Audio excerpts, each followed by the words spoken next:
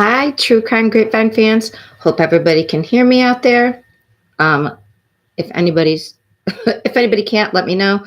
All right. So today is Tuesday, January 10th. Hi, I'm Patty Lee. I'm your dyslexic armchair detective and detective in the very loose sense of the word. I'm a true crime fan, longtime devotee.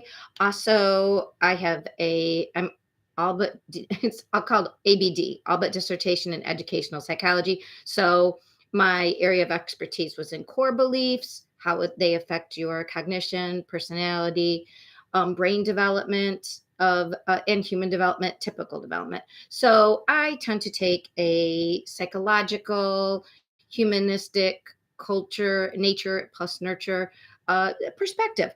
Now, unlike a lot of YouTubers, I watch all the YouTube all day long. I get up in the morning and I just watch YouTube. So I try to let you know about my sources. I will highlight my main squeeze sources for you, especially for certain cases.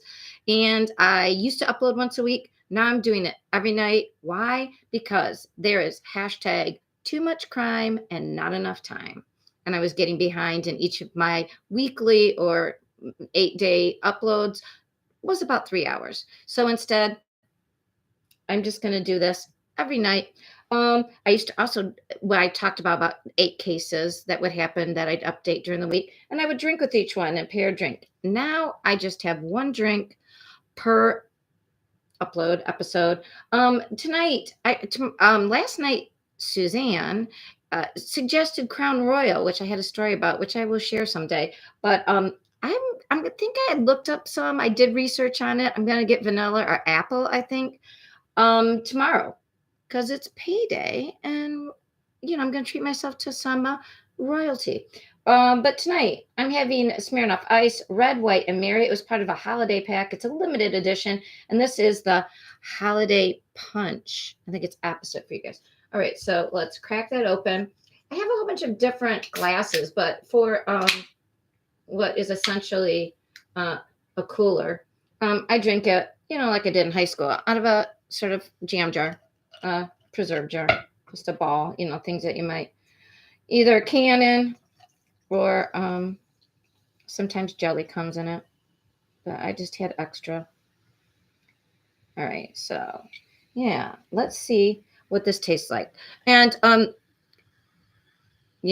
let's raise a drink to the victims, especially everybody is still really, and we'll discuss really quickly what we know about the Idaho Four. That's Maddie, Kaylee, Ethan, and Xana. We don't have really news because now there's a gag order on the court and we only know what officially happens, but the interwebs, they're busy. So I'll tell you what they'll say. I am not saying it's the truth. Right. I'm just saying. They're saying. Because this is the grapevine, people. And I tell you what's on the grapevine. Mm. Hmm. Interesting finish. I think it has ginger, it said on the, yeah, it has blackberry cherry, cranberry. It's a lot of berries, isn't it? That's why it's a Mary berry. And it's got orange, some blood orange, and a little bit of ginger. It's got a lot going on. Kind of like me. It's kind of a bit of a mess. All right. Not for everybody. Kind of like me.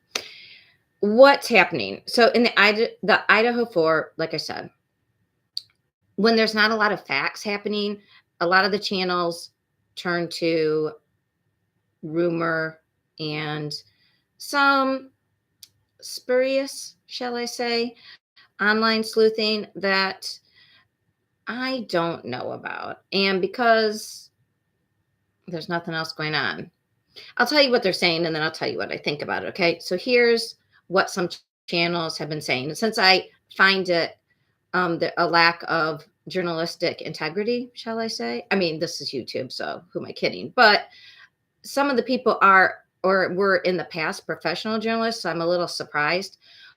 Um, there was a post by somebody, and I talked about it, and the person posted in 2011 when Brian Kohlberger, the accused, would have been 16 in his sophomore year, according to his yearbook, and would have been starting his junior year. And if you're following the case, you would know that, again, and this is just talk, that his friend said between his junior and senior year, he lost a bunch of weight, like, and became like 100 pounds and became real thin.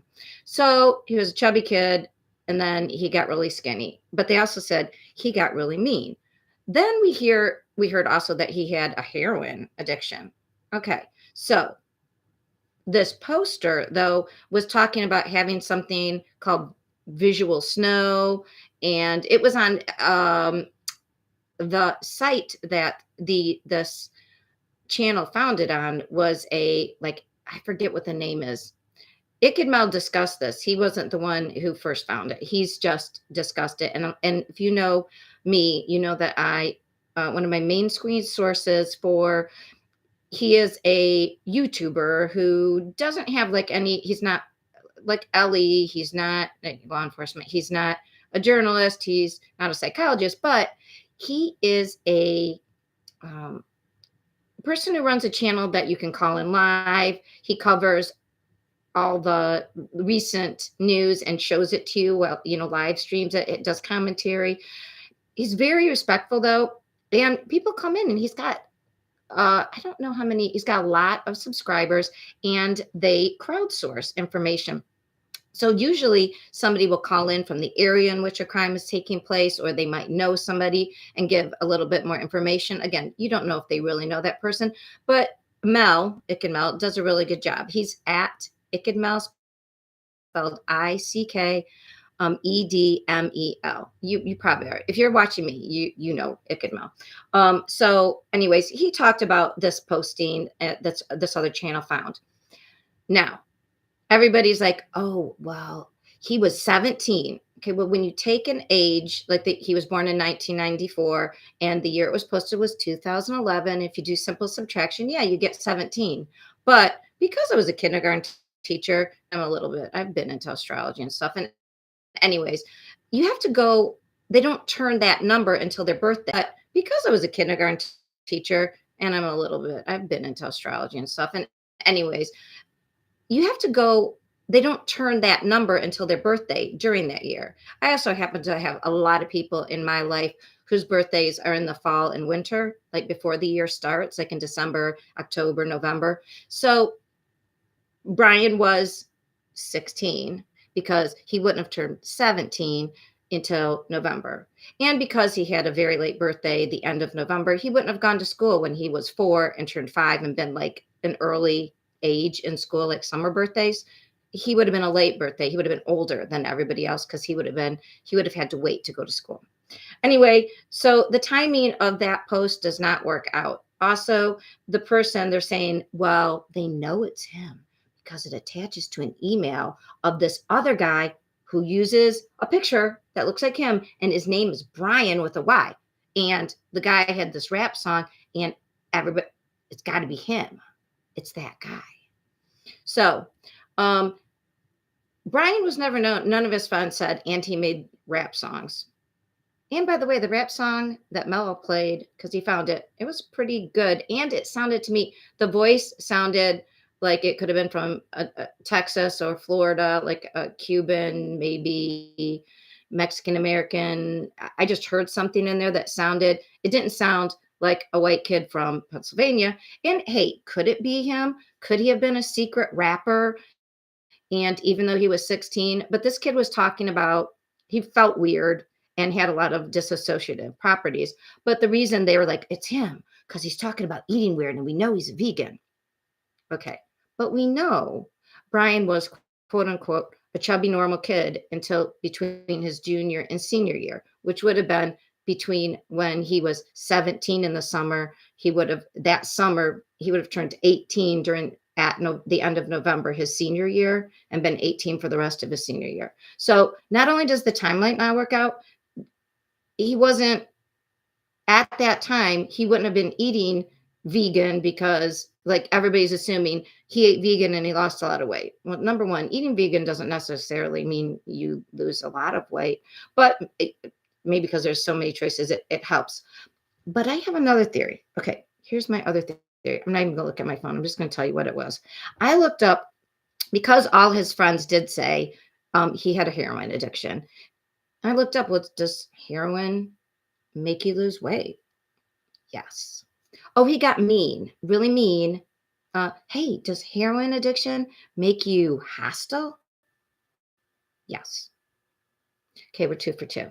And it does all these other things. But, oh, it gives you like dark circles under your eyes. It makes you lose weight really fast, which is what everybody described happening. So, do I think he was this poster in his end of his sophomore year before his junior year talking about changing his food because he had visual snow and he felt disassociative and he thought about leaving his house and he was going to eat a certain way to make himself feel better from this uh, eye problem he had.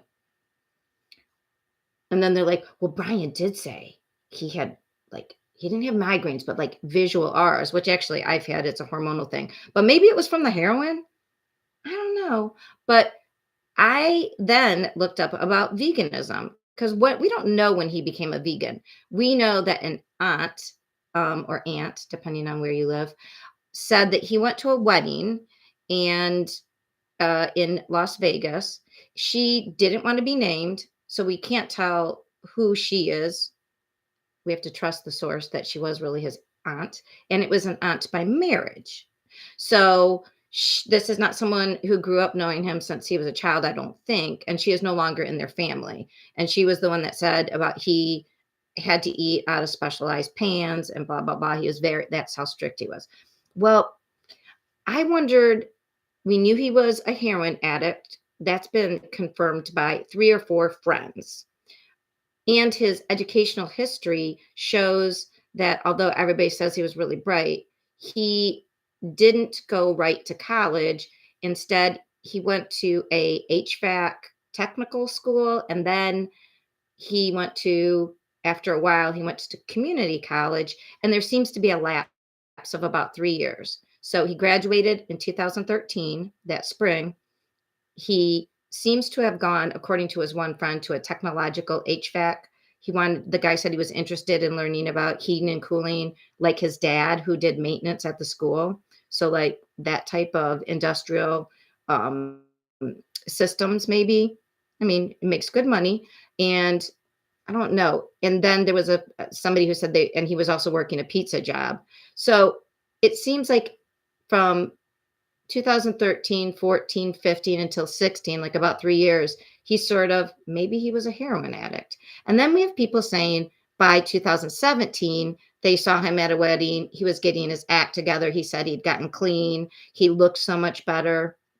Well, he went to community college at Northampton Community College about 2016, got his associates, which is a 2-year degree, about I'm sorry, he did get it. He graduated from Northampton Community College 2018. Then he went for his bachelor's to DeSales. And if you get a 2-year associates, they call it a 2+2 for your bachelor's. So by 2020, which is what he must have done. So he seems to have like gotten clean, gotten really focused because they said he was a little bit of a perfectionist, kind of OCD, um, quiet, but everybody agrees he was quiet. Somebody else talked and said, I didn't think he was that awkward. He was just kind of quiet, but he seems a little whatever when he wasn't on horse. I think that's still the name for heroin, right? Horse. I learned that from listening to Prince. I think that right in one of his songs. Anyways, I'm trying to be cool and make a hip street reference and not happening. But I think, according to the timeline, that he started doing heroin or some sort of opiate in between his junior and senior year. So that, I mean, junior and senior year. So that would have been the summer of 2012. And then in that fall was his senior year, so he lost a bunch of weight. He's doing heroin, and I think his grades fell apart. He didn't do as well at school. He didn't go to college right away. He went to HVAC. He was working at the pizza parlor, partying. It probably tamped down some of his, I'm assuming, feelings that he was starting to maybe have. Um, he'd always been interested in psychology, his friend said, even in high school. So maybe he was working out whatever he was feeling. Maybe the heroin kept him from acting out or getting too obsessive about feelings of wanting to do something inappropriate. I don't know. Self medication, perhaps, maybe. Speculation. So then I looked up, so when would he have become a vegan? I wondered, well, does veganism have something to do with getting off of heroin? I mean, and it does. Did you know that? I didn't know that. So, veganism is a way to detox your body. A plant based food diet helps you detox. So, if Brian had come to the belief, and he was obsessive compulsive, a little OCD, that, oh my God, heroin is really bad for me. And he also doesn't want to gain back the weight, right? Um, Maybe he also reads about this detoxing, and he really wants to be such a strict vegan because he had hurt his body with so much heroin, and he also doesn't want to be chubby again. So he is self-controlling by very strictly being not just a vegetarian but a vegan. So he keeps his body detoxed, he keeps clean, and he also controls everything so he doesn't gain weight, and he is a perfectionist at school. Does that fit, do you think? I mean, to me, that fits a lot better than this other persona that was a disassociated rapping person who was leaving his house. To me, that timing did not work out. He also, the person who in 2011, it would have been skinny Brian. Like, and as we know, he didn't lose all that weight until the following year, until the summer, until 2012. What do you think? Hey, you could you could subscribe and tell me what you think. You could put something in the comments and say, do you think that makes a lot of sense? That the heroin was what made him so skinny and hostile and aggressive, and that his missing years between when he went to his associates was because he was doing like technological school, working at the pizza parlor, and doing a lot of heroin. And then he became a vegan to detox. And that's when he got obsessive about school. But without the heroin, heroin also is a depressant. So maybe he couldn't depress the feelings he was having. So he's going to school learning all about maybe people like him. And maybe that's why he chose to go to DeSale and study about specifically criminology and serial killers with a serial killer specialist. I feel so bad for that Dr. Ramsland because she's got to feel very, I don't even know how she feels because, I mean, who knows what she thought of him at the time. Yes, he was bright. Did she get a weird feeling? But she's known for studying, like thinking her big thing is you can't think just weird people are serial killers. And Brian's a little weird. And so it sort of goes against, like, maybe she was like, no, just because he's weird, like that's again, that her whole philosophy is they're not the weirdos. They're not the socially awkward people. They can be the really dangerous ones are like Ted Bundy, the ones that are socially adept. And Brian was not only awkward, but then he could be rude by being overly know-it-all-ish in class. They said he even overtalked her. Like, lately, let me tell you about serial killers, which now we know. He knew. All right. So the other thing, I'll take a drink. The other thing that Ikadmel had on just recently was there was a young lady who has a bunch of TikTok posts because it reminds me of the neighbor of Leilani Simon, who was babysitting, and she put one post up and then people like had a lot of comments and some were snotty. And then just how the internet is. And then she felt she had to talk back. And then there was like this back and forth conversation. Similarly, this girl said she went on a Tinder date with Brian. And this was in 2015. So, hey, Casey, I love keeping you company while you're driving home, but keep your eyes on the road. Um, and Casey's the one you live in. Are you the one that you live in Massachusetts, right? Where the Walsh case is going on, and the husband now, they have the idea that he went to his mom's house with after he Googled how to dismember a 115-pound woman, which is his wife just happened to be, and that they're looking in the place where his mom's garbage goes. Again, we're going to get back to similar like Leilani. I think she may have inspired some people with her. I mean, I do know that I thought when that whole thing went down, and they almost said like maybe they can't ever find the baby because once you get to somebody being in a huge landfill, it becomes very hard.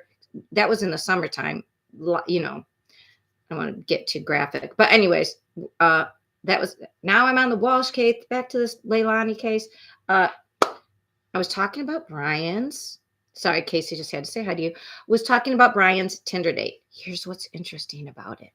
The girl showed pictures of herself in 2015. And she said he was kind of similar a bit. It was like a Dr. Jekyll, Mr. Hyde thing. I really don't think he knows, like when he decides to act, it's really inappropriate. And he's super polite and controlled up until that moment.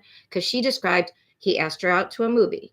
They went to a movie. He was polite to all the people, taking their tickets, buying their tickets. He held the door open for her. When the movie was over, took her back home, and she was in college going into a dorm. And she thought he was going to just drop her off. And then he sort of like, okay, I'm coming in with you. And she's like, okay, wanted to watch another movie. They went in, and then he was like trying to tickle her, like a guy who doesn't know how to touch a girl, doesn't get the vibe about how exactly, when you're really young, kids do that. Like when you're in junior high, there's a lot of, tussling and tickling, and they just want to touch, but they don't know how to, act like grown-ups. They can't read if the other person wants to, like, Barry White, let's get it on. I was about to sing it, but I don't have Barry White's voice, but in my brain, I'm hearing, let's get it on. All right. Not appropriate. Anyway, but he then was like tickling, grabbing. It was awkward, she said. And then she said she went to the bathroom, and it was like in a dorm where everybody can go in the bathroom. And he like fouled her out of the hall. I think he is super freaking awkward. Just, he doesn't know what to do, which kind of fits with that Papa Rogers incel vibe. This is, I mean, what if he is the person who did it? It's horrific. On the other hand, all this stuff makes me feel sorry for him. And I know it's because I study people. I just feel like he was, anyways, it sounds kind of like the bar situation. Only I don't think they were drinking in the bar situation in Pennsylvania. Remember, he sat there, was fine. He had a few drinks, and then he tried to ask the wait staff out and not in the right way, like overly aggressive kind of. And they wrote in their computer, they can write notes that he was creepy. So, but when she showed the picture of herself, now 2015, if we go back to my timeline of, so he graduated in the spring of 2013. He is already hooked on opiates, on heroin, what his friend said, was going to HVAC technology school. He was working also, which is kind of horrific, right? At a school, at his old high school, he was doing security while he was a heroin addict. That makes me very uncomfy. Wonder what was going on there. But his mom worked at the school, and his dad worked at maintenance for the school system. So maybe there was some sense of like he went, like that wouldn't be where he would choose to, whatever. Or maybe the heroin, I don't know. I just can't even imagine being on heroin and doing anything. But I guess it's not exactly, especially if you're an addict, you're not just like, I don't know. but 2015 would still be, he worked as a security guard at his high school, Pleasantville High School, until 2018. So 2015, he was in the midst of his addiction. So it's interesting that I don't know how heroin addicts act, but that he went on this date and he just seemed really super awk. So, but the girl showed a picture of herself, and guess what she looked like? Mel even said, I think she kind of looks, she had long, straight brown hair, and she looked like Xana. And then it made me wonder, hey, wait a minute. I knew two of the girls worked, and Maddie was one that worked at the Mad Greek restaurant. Xana did too. But if you remember me talking before, Xana's sister went to Washington State University. She was a senior in marketing. So, and she did a lot of, her LinkedIn shows a lot of work in the Washington State community. Like she was part of a group that did a lot of cleanup on campus, maybe in the dorms where he lived, she also did something with child's advocacy work in the courts. So, there's some overlay there. And the fact that this girl that he matched with, swiped, and went on a Tinder date with looks like Xana, is that a type he has? It was interesting. And the girl didn't go on a second date with him or anything, but I just thought that was fascinating. The last thing I want to say about the Idaho case is I am concerned with so many older LE types saying, oh, like on the interview room. And I love Chris McDonough, and he had this great lawyer slash ex-Marine slash, I mean, this guy's done everything legally. I mean, he's been on, his name's Billy Little. But they were laughing, sort of like, oh, he's supposed to be so smart, but I think he only has an IQ of 110 and blah, blah, blah. I mean, I would guess he may be on the spectrum or have some other disorder that makes him socially strange. I don't think he's stupid. I do think he has like his EQ super low. Look, IQ high, EQ very low.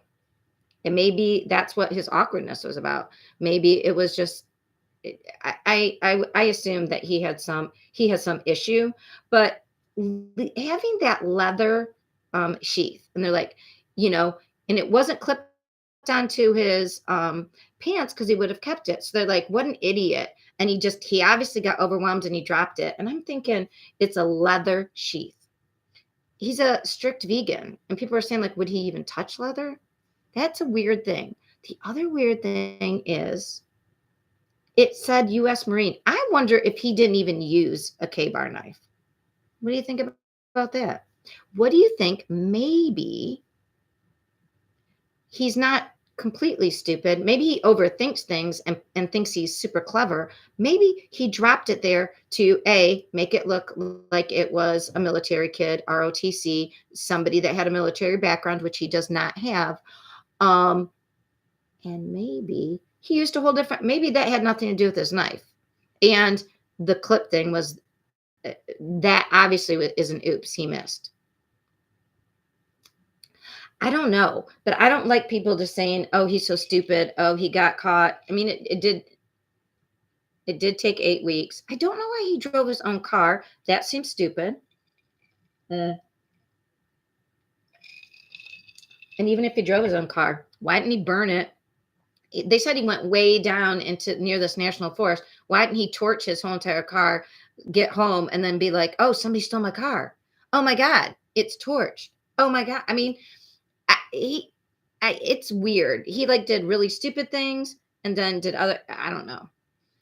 I think there's so much we still don't know, but I'm not ready to just say he's stupid. There's more to this, and it's going to be fascinating, I think, personally. All right. But we don't really know anything more. We will know more. He is going to be, let me look on my little, on the 12th. Yep. I don't think this was changed. I think it's earlier now. I think it might have been moved up because the court's thing. He's going to have a prelim, a probable cause hearing, I believe, where he will, or at least where he's going to plead on the 12th. All right. So that's coming up for, the 12th is Thursday, right? All right. So that's all about Brian and the Idaho 4. and who worked where. And I think I'm going to go with it was Xana that he focused in on. That's what I say. And if he was doing anything secretly posting, I think the really weird thing was that Chan for Chan post about supposedly kids from the fraternity down the way. I think he would have thought that was really clever. Like he looked up people's names. I mean, he'd been watching Xena and Maddie, and I don't know about Kaylee on Instagram, but you can see who they follow. So was he maybe seeing all the names of the different people and watching them talk the whole year. Um, oh yeah, and not that it matters, but some snotty person. I had commented on Unsolved No More, Ken's Mains. I talked about his YouTube account, and he was saying like, excuse me, who did he go for? Oh, what was he saying? I was really wondering about the timing. Because remember, I told you I thought he did it because he was 28 and BTK was 28. He had let the dog live because BTK had let the dog live. But, excuse me, I wonder if because he was following everybody's um, profiles online and because he did want it to be like BTK's first kill, oh my gosh, I don't want to say that family's name wrong. So I'm going to look it up real quick. I am sorry, but I can't believe what was Dennis Rader's first kill the family?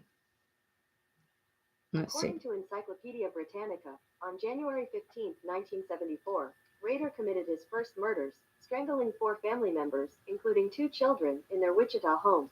The mother had worked for Coleman. Okay, you're going to tell me the name of the family? Hold on. I have to put on my glasses. Now, since they're victims, I don't want to say their name wrong. Um, it is, boy, they didn't even say it. That's rude. I know Wikipedia has it.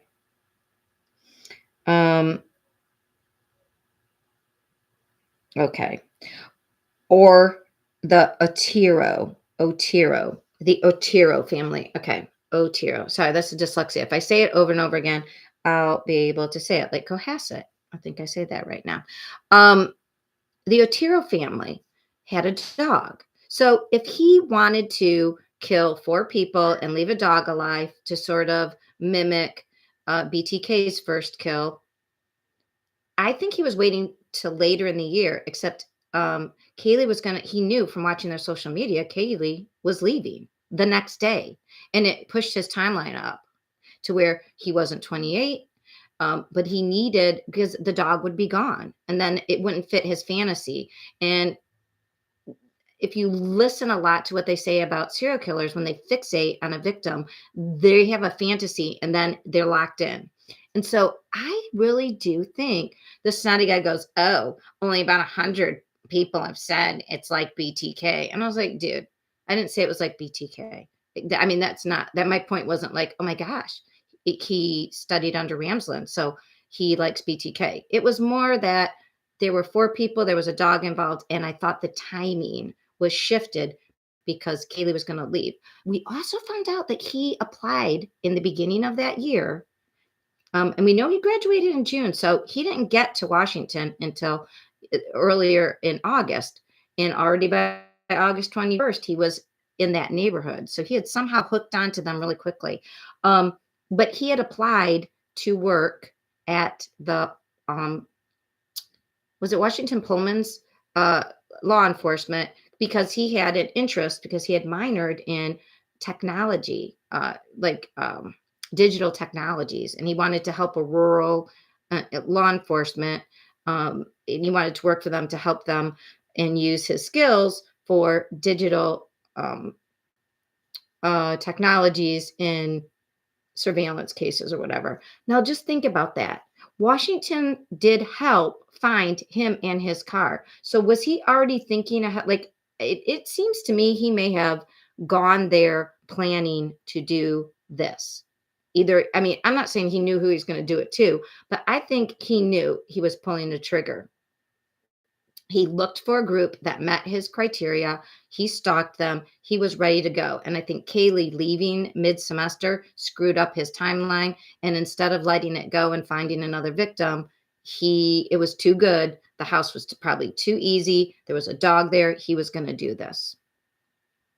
That's what I say. All right. So that's my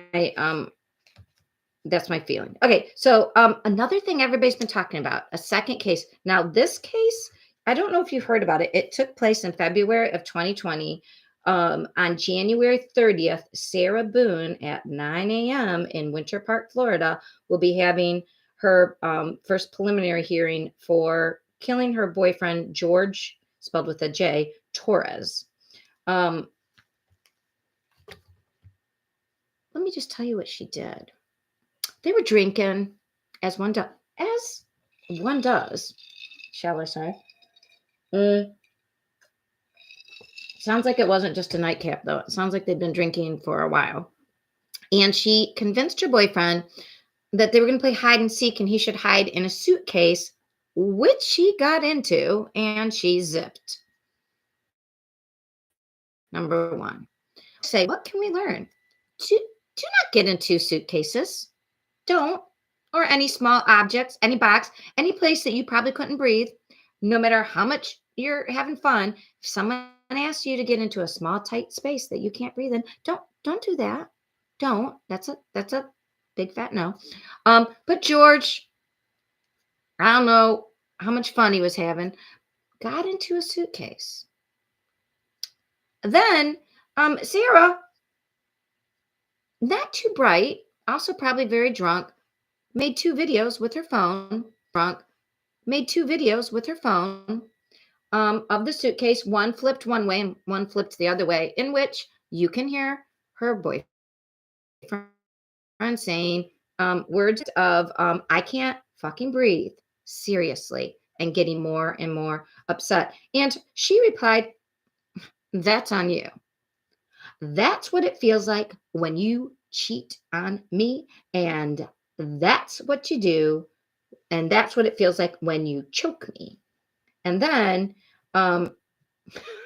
he continued because he was dying, and he he continued to make noises of distress, and she said, "And you should probably just shut the fuck up."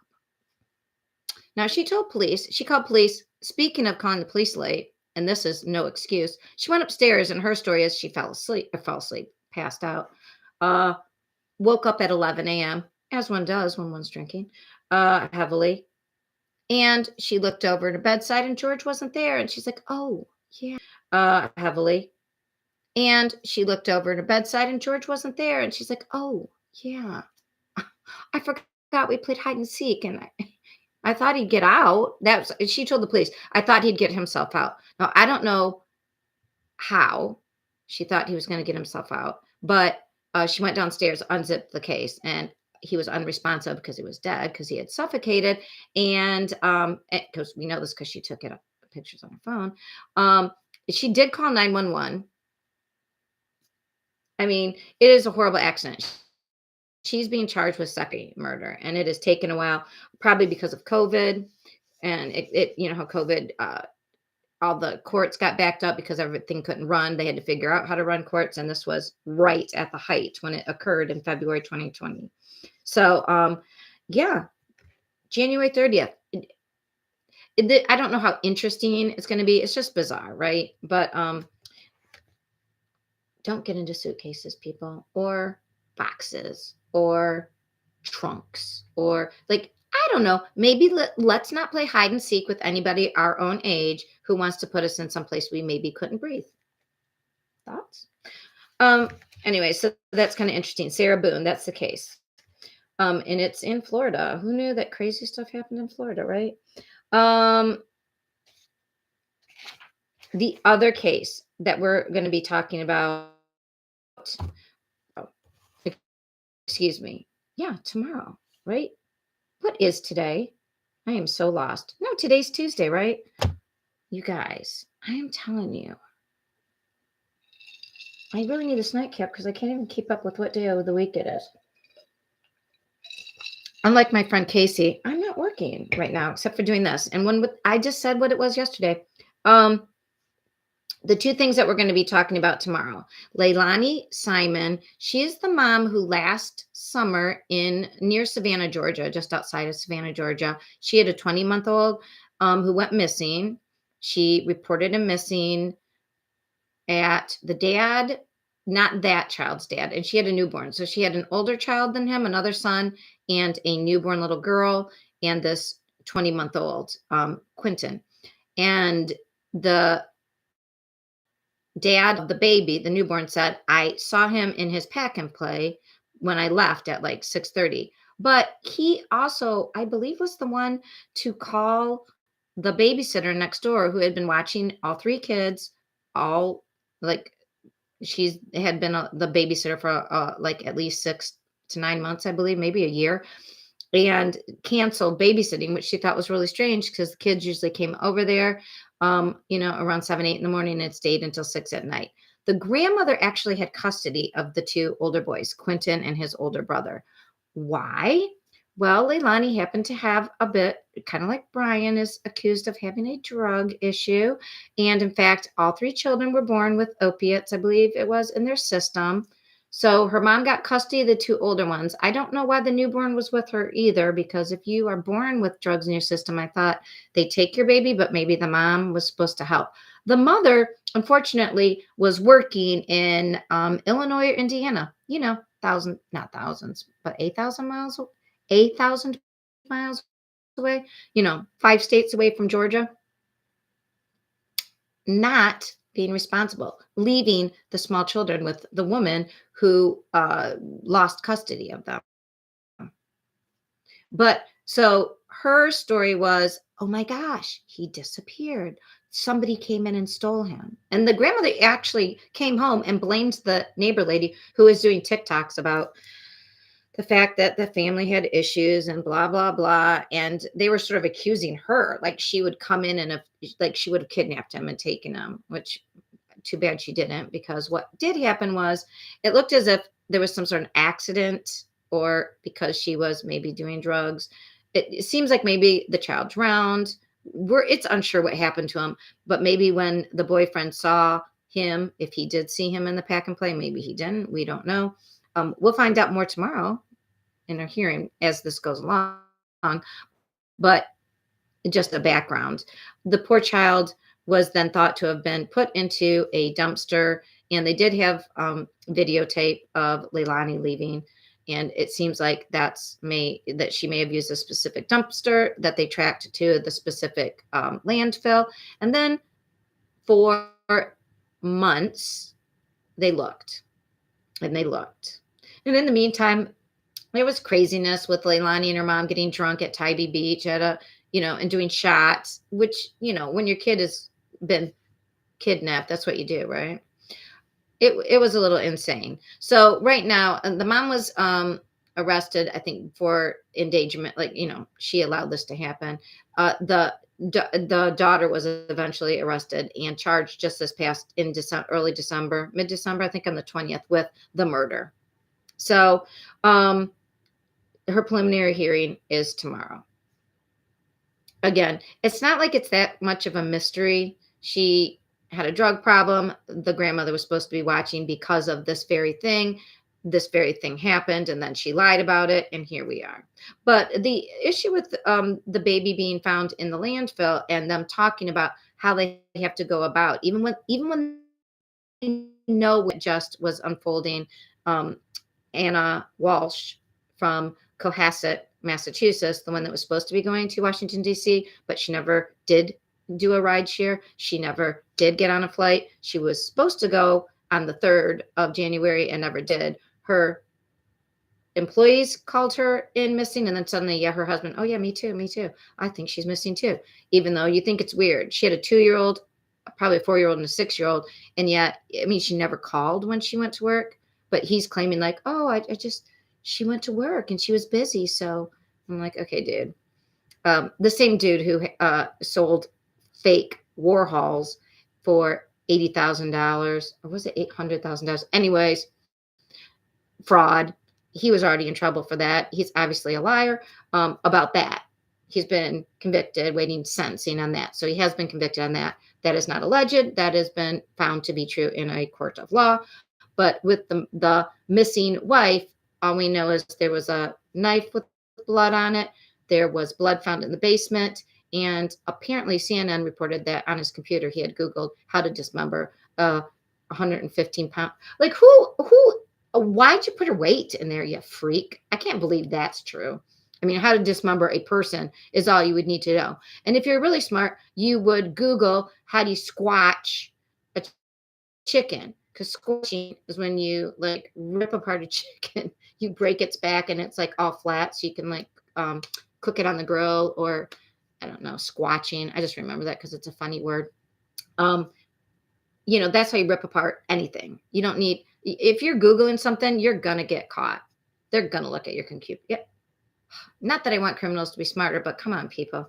Could we at least try Googling? Don't take your phone. Don't Google stuff. Go to the library and look it up like a normal person. Okay. Don't buy books about it either. All right. The other preliminary hearing that we're going to have, we're already past midnight, is the Larry Milliette hearing. And he is the father of 3. His wife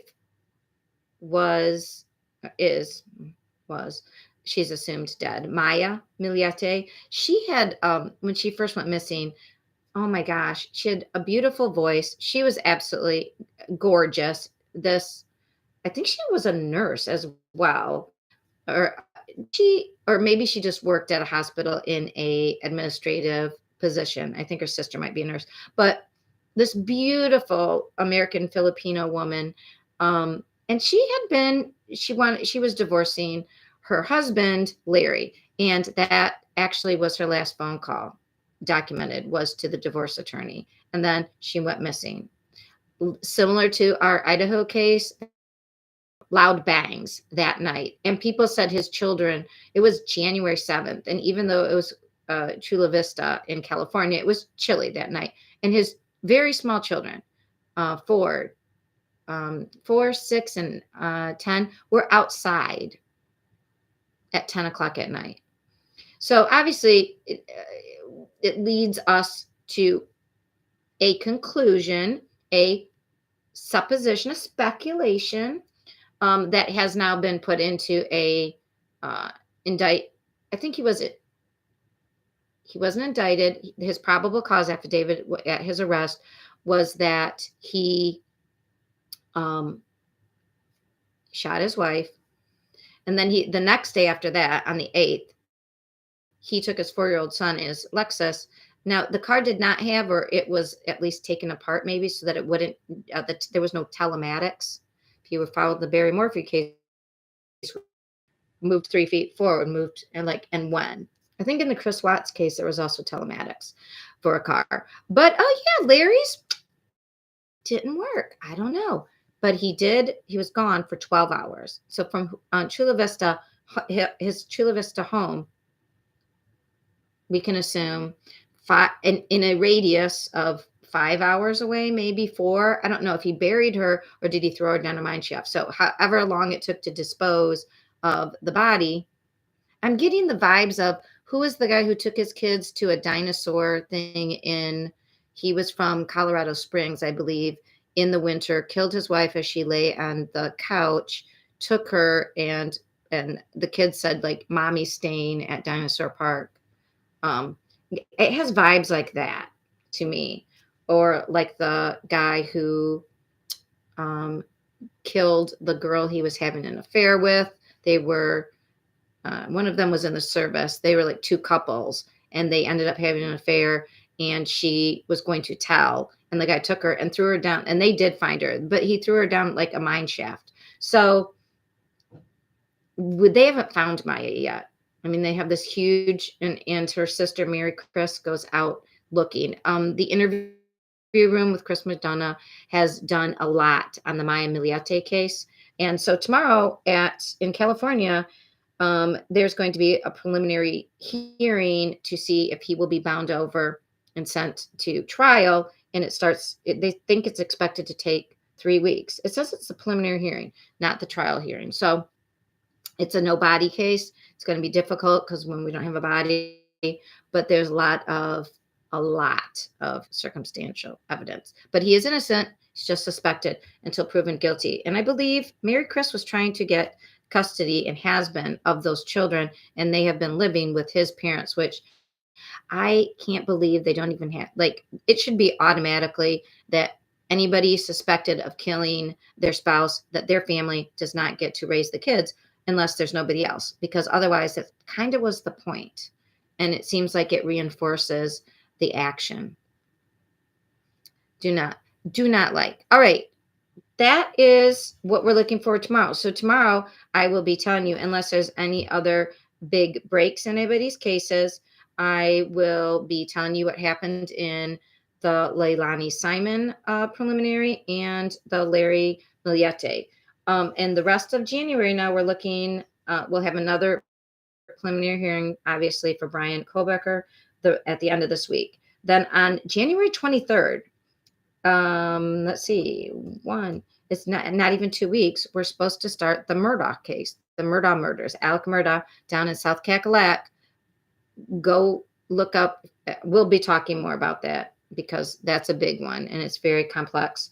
Mandy Matney is your go-to woman for journalist with Liz Farrell, and her husband helps with the podcast. It's called the Murdaugh Murders podcast. Murdoch is how they say it, but it's spelled like Murdaugh. It's one of the top podcasts. You can find it easily. She's on YouTube. It's really good. And then on the next week, we have the Sarah Boone, the Suitcase hide and seek murder. So that's what we have coming up. All right, guys. I hope that Casey made it home safely. Everybody else, good night. I will see all of you tomorrow for our nightcap. Bye.